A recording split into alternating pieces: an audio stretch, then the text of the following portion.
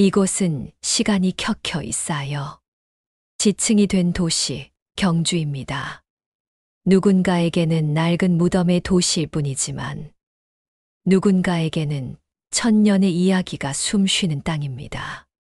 왕들의 거대한 무덤은 낮게 드리운 하늘을 이고 묵묵히 세월을 견디고 그 곁에서는 아찔한 속도의 현대가 네온 불빛을 반짝이며 밤을 재촉합니다. 과거와 현재가 이토록 위태로우면서도 아름답게 공존하는 곳. 이 아슬아슬한 균형의 도시로 오직 현재만을 맹신하는 한 여자가 들어섭니다.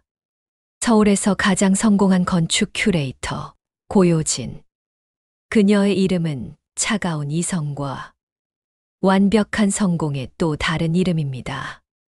그녀가 경주에 온 이유는 묻혀있는 역사를 기리기 위함이 아닙니다. 논란의 중심에 선 거대한 프로젝트. 곱은 지구 바로 곁에 세워질 최첨단 유리 박물관을 지휘하기 위해서입니다. 그녀는 이 도시를 사랑했던 20살의 자신을 오래전에 완벽히 매장시킨 채 오직 미래만을 향해 거침없이 걸어갑니다. 고요진의 야심찬 프로젝트는 보이지 않는 벽에 부딪혔습니다. 시끄럽게 구호를 외치거나 붉은 머리띠를 두른 시위대는 없었습니다. 그저 땅에 뿌리 박고 살아온 상인들과 낡은 것을 고집스레 지켜온 장인들의 조용하지만 단단한 연대. 그것은 그녀가 서울에서 경험했던 그 어떤 반대보다 무겁고 끈질겼습니다. 새 박물관이 들어서면 이 고즈넉한 동네가 가진 고유의 숨결이 지워질 것을 두려워하는 사람들. 그들의 중심에 한 남자가 있었습니다. 대릉원 돌담길 모퉁이에서 황룡이라는 이름의 작은 찻집을 운영하는 주인 오세현입니다. 그의 찻집은 수십 년의 비바람을 맞으며 더 깊은 색을 얻은 작은 한옥입니다. 시간과 진심으로 숙성시킨 차를 내어주는 그곳은 빠르게 변하는 세상 속에서 유일하게 시간이 멈춘 듯한 평온의 성역이었습니다. 그는 자신이 우려내는 찬물처럼 느리고 신중하게 움직이는 사람. 새로운 것을 쫓기보다 오래되어 사라져가는 것들의 가치를 묵묵히 지키는 사람이었습니다. 효율을 신처럼 떠받드는 고요진에게 이 조용한 저항은 답답하고 비논리적인 시간 낭비일 뿐이었습니다. 그녀는 저항의 중심인 찻집 주인을 직접 설득하기 위해 황룡의 문을 열었습니다. 그녀의 날카로운 하이힐 굽기, 오래된 나무 마루에 부딪히며 내는 소리는 이 고요한 공간에 대한 명백한 침입이었습니다. 짙은 차 향기가 안개처럼 내려앉은 실내, 낮은 나무 탁자 건너편에 한 남자가 앉아 있었습니다. 그리고 그를 본 순간 고요진의 모든 것이 멈췄습니다. 시간이, 숨이, 그리고 심장이 멎었습니다. 오세현. 그였습니다. 하지만 그는 20년 전 가난했지만 별처럼 빛나던 눈을 가졌던 고고학도가 아니었습니다. 그의 얼굴에는 그녀가 알지 못하는 깊은 평온과 그보다 더 깊은 슬픔의 흔적이 새겨져 있었습니다. 남자는 그녀를 바라보았습니다. 찻주전자에 뜨거운 물을 붓는 그의 손은 단 한 치의 떨림도 없었습니다. 그는 이미 알고 있었습니다. 프로젝트 제안서에 적힌 고요진이라는 이름을 본 그 순간부터 이 모든 재회를 예감하고 있었습니다. 회의라고 부르기 민망한 만남은 얼음장 같은 긴장감 속에서 시작되었습니다. 고요진은 애써 평정을 되찾고 자신이 준비한 완벽한 청사진을 펼쳐 보였습니다. 유리박물관이 가져올 문화적 시너지와 현대적 타당성, 그리고 경제적 파급 효과에 대해 냉철하고 정확한 단어들로 설명했습니다. 그녀의 목소리는 찻집의 고요함을 깨뜨리는 소음처럼 겉돌았습니다. 오세현은 그저 묵묵히 들었습니다. 그의 시선은 그녀의 화려한 조감도가 아닌 찻잔에서 피어오르는 하얀 김에 머물러 있었습니다. 그녀의 완벽한 프레젠테이션이 끝났을 때 그가 비로소 입을 열었습니다. 낮고 흘처럼 단단한 목소리였습니다. 그는 부동산 가치나 관광객 숫자에 대해 단 한마디도 하지 않았습니다. 대신 그는 이 땅이 쉬는 숨에 대해 이야기했습니다. 고분 위로 달빛이 스며드는 방식에 대해, 그리고 사람들의 이야기가 기댈 곳 하나쯤은 남겨두어야 하는 것 아니냐고 그렇게 조용히 물었습니다. 고요지는 그 순간 태어나 처음 느껴보는 낯선 짜증과 균열을 느꼈습니다. 자신의 완벽한 논리 앞에 그는 순진하고 감상적이며 발전을 가로막는 시대착오적인 장애물일 뿐이었습니다. 그날 밤 최고급 호텔의 스위트룸에서 그녀는 잠들지 못했습니다. 20해의 세월이 무너져 내리고 봉인했던 기억이 그녀를 덮쳤습니다. 비가 내리던 늦은 오후, 먼지와 낡은 책 냄새가 뒤섞인 대학 박물관의 수장고, 앳된 건축학도였던 그녀와 가난하지만 누구보다 뜨거운 열정을 가졌던 고고학도 그 두 사람은 낡은 유물들 사이에 숨어 미래를 속삭였습니다. 그는 그날 자신의 가장 소중한 보물을 그녀에게 보여주었습니다. 공식 발굴품이 아니라 경주의 고향집 오래된 벽 속에서 찾아낸 것이라 했습니다. 그것은 15세기 청자 조각 하나, 눈이 시리도록 푸른 빛을 띤 파편이었습니다. 단순한 사금파리가 아니었습니다. 거기에는 아주 작게 연인들의 달이라 불리던 옛 월정교의 일부가 그려져 있었습니다. 그는 언젠가 저 다리가 완전히 복원되듯 그들의 사랑도 그들의 미래도 그렇게 온전해질 것이라 약속했었습니다. 그 약속은 그녀가 평생 외면해온 가장 아픈 상처의 시작이었습니다. 찬란했던 기억은 언제나 가장 고통스러운 순간에 의해 잘려나갑니다. 기억의 끝은 언제나 아버지, 고 회장에게서 걸려온 한 통의 전화였습니다. 이성을 잃은 듯 다급했던 아버지의 목소리, 그리고 이어진 차가운 비난, 오세현이 체포되었다는 소식, 그가 학교 박물관의 값을 매길 수 없는 희귀 유물 몇 점을 훔쳐내려다 발각되었다는 것. 증거는 명백했습니다. 그의 비좁은 고시원 방에서 돈 안 든 유물들이 쏟아져 나왔습니다. 그는 가난하고 절박한 아이다. 그는 너를 이용한 것뿐이야. 아버지는 단호하게 말했습니다. 세상의 전부이자 가장 강력한 존재였던 아버지를 20살의 고요지는 의심할 수 없었습니다. 그녀는 그 말을 믿었습니다. 아니, 믿어야만 했습니다. 오세현은 그렇게 사라졌습니다. 학교에서 제적당하고 그녀의 전화를 피하고 연기처럼 증발해버렸습니다.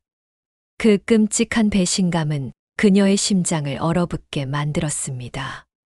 그리고 그 얼어붙은 심장 위에 그녀는 누구도 자신을 상처 입히지 못하도록 높고 단단한 성공의 성벽을 쌓아 올리기 시작했습니다.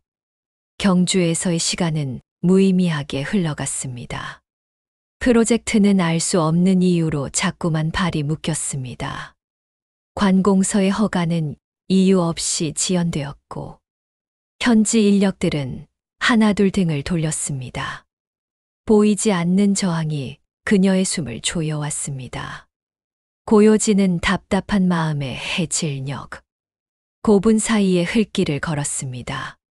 20살 이후 한 번도 걷지 않았던 길이었습니다. 그녀의 발걸음은 마치 무엇에 홀린 듯 다시 황룡 찻집을 향하고 있었습니다. 이번에는 날카로운 큐레이터가 아니라 길 잃은 유령의 모습이었습니다. 그녀는 찻집 뒷마당에서 오세현을 발견했습니다. 그는 금이 가 깨져버린 커다란 질그릇 항아리를 묵묵히 수리하고 있었습니다. 오칠을 하고 조각을 맞추는 그의 손길은 마치 상처를 어루만지는 듯 한결같고 부드러웠습니다. 그는 그녀의 기척을 느꼈지만 고개조차 들지 않았습니다. 놀란 기색도 없었습니다.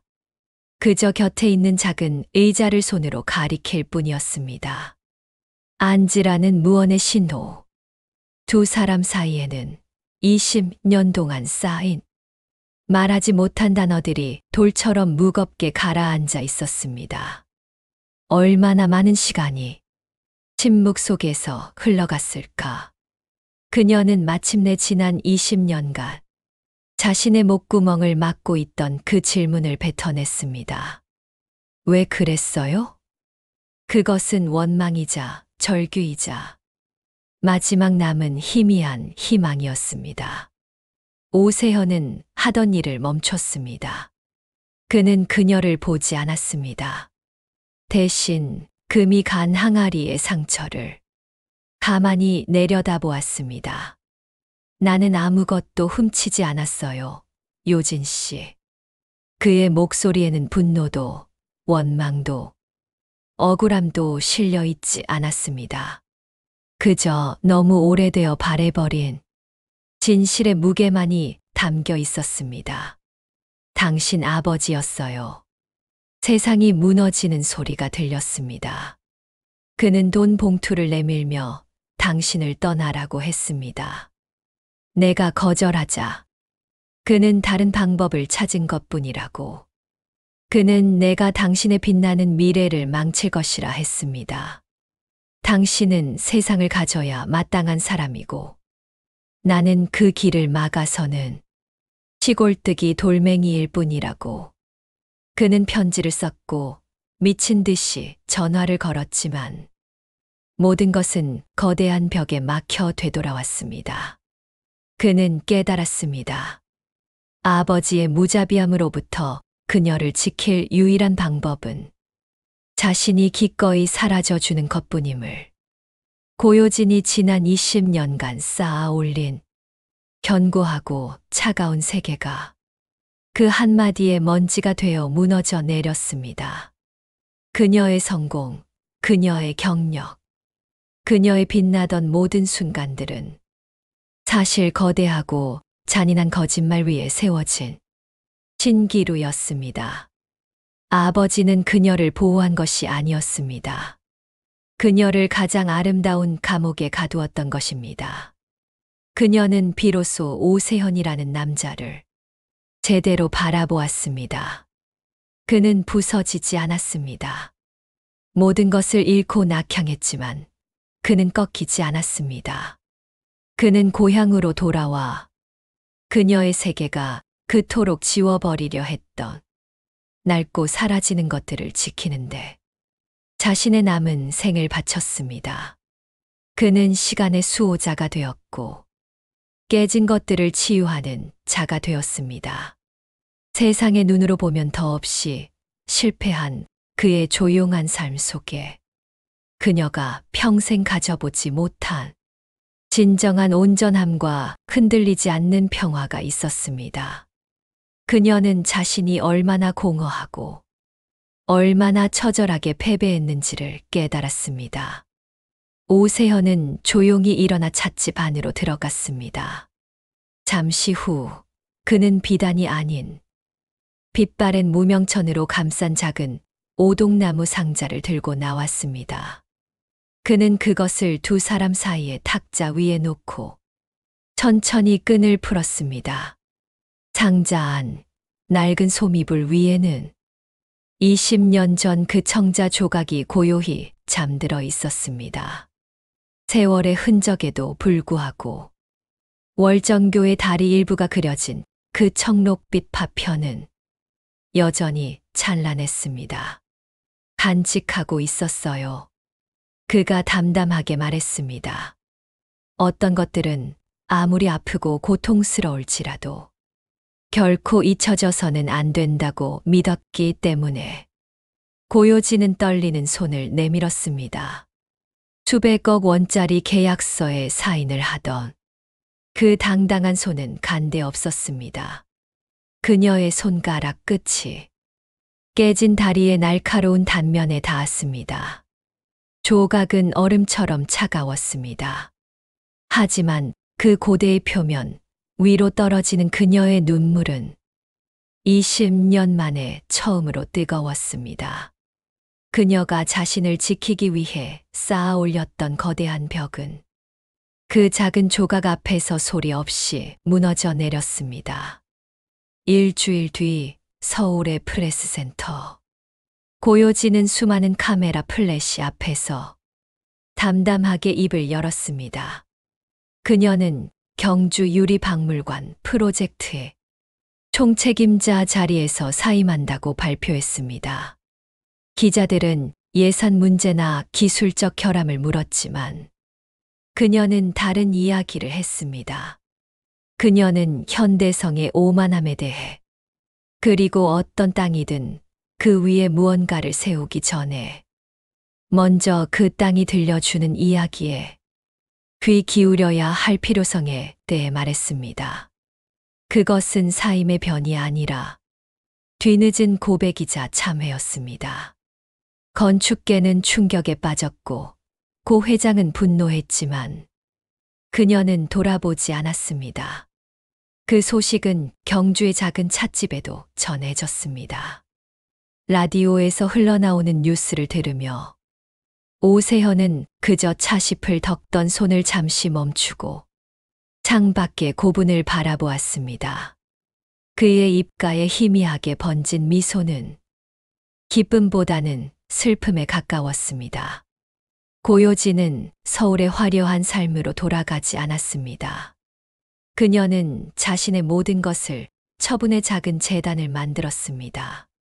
가장 먼저 시작한 일은 고분 주변에 낡고 쓰러져가는 한옥들과 대가 끊길 위기에 처한 전통 공방들을 지켜내는 일이었습니다. 몇 번의 계절이 지나고 경주에 다시 따뜻한 봄이 찾아왔습니다. 찻집 황룡의 마당에는 하얀 매화가 눈처럼 흩날렸습니다. 고요진은 더 이상 날카로운 검은색 정장이 아닌 편안한 무명옷을 입고 툇마루에 앉아 있습니다. 그녀의 손에는 건축 도면 대신 작은 스케치북이 들려 있습니다. 그녀는 복잡한 건물이 아닌 바람에 흔들리는 매화 가지 하나를 그리고 있습니다. 그녀의 선은 예전처럼 날카롭고 정확하지 않았지만 대신 따뜻하고 유연해졌습니다. 오세현이 가두려낸 향기로운 차 한 잔을 그녀 곁에 조용히 내려놓습니다. 두 사람은 20년 전의 과거를 들추지도 함께할 내일을 약속하지도 않습니다. 그들은 그저 시간에 깊게 팬 상처를 안고 마침내 오늘을 함께 살아가는 법을 배운 두 사람일 뿐입니다. 그들 사이의 낡은 탁자 위에는 그날의 청자 조각이 놓여 있습니다. 그것은 더 이상 깨져버린 약속의 상징이 아닙니다. 부서지고 잃어버렸던 것들조차도 시간 속에서 얼마나 아름답게 살아남을 수 있는지를 증명하는 작지만 영원한 증거입니다.